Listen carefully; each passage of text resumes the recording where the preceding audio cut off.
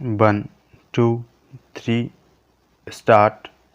अध्यक्ष महोदय, अभी अभी जो प्रस्ताव हम लोगों के सामने इस सदन में रखा गया वह सचमुच में एक विचारणीय विषय है। आज हमारे देश की हालत किसी से छिपी नहीं।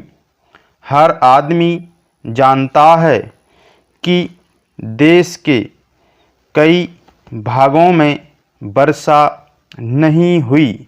इसके कारण देश के कई हिस्सों में, जिनमें कि बिहार प्रमुख है, अकाल जैसी स्थिति पैदा हो गई है।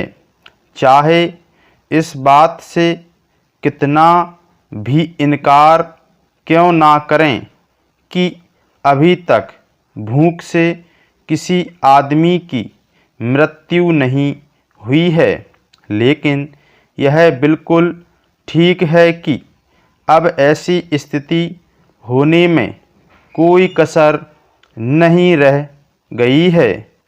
आप यह समझ लीजिए कि किसी दिन भी आपको ऐसा अवसर मिल सकता है कि अमुक स्थान में भूख से इतने आदमियों की मृत्यु हो गई और इतने पशु समाप्त हो गए। पैरा। मैंने स्वयं इन इलाकों का दौरा किया है। करीब करीब हर गांव और कस्बे को देखा है। मैं जहां भी गया हूं वहीं एक जैसी दुख भरी कहानी सुनने को मिली। हर ग्रामवासी के मुंह पर एक ही शिकायत है कि इस साल हमारा क्या होगा। उनके पास अनाज का भंडार समाप्त हो गया है। पशुओं के चारे की व्यवस्था नहीं है और सरकार द्वारा कोई उचित प्रबंध अभी तक नहीं हुआ।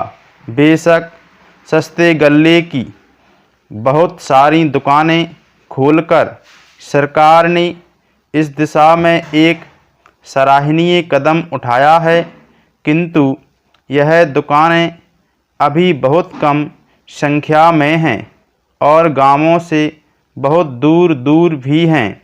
इन दुकानों की दूरी और भी इसलिए अखरती है क्योंकि आजकल पानी ना होने से ग्रामवासी किसी और मेहनत मजदूरी की तलाश में लगे रहते हैं। ऐसे समय यदि उन्हें अनाज प्राप्त करने के लिए अपने गांव से मीलों दूर जाना पड़े और उनके आने जाने में ही पूरा दिन समाप्त हो जाए, तो फिर आप ही बताइए बेचारे क्या करें। इसलिए जहां हम एक ओर यह ध्यान दे रहे हैं कि सस्ते अनाज की दुकानें खोली जावें, वहां दूसरी ओर यह भी आवश्यक है कि इन दुकानों की दूरी 1-2 मील से अधिक ना हो। भले ही इसके लिए हमें कुछ अधिक दुकानें खोलनी पड़ें, यह एक बहुत ही आवश्यक बात है और हमें इसका ध्यान रखना चाहिए। ऐसा करने से हो सकता है कि कुछ अधिक खर्च भी हो, लेकिन ऐसा ना करने से काम ना चलेगा। स्टॉप।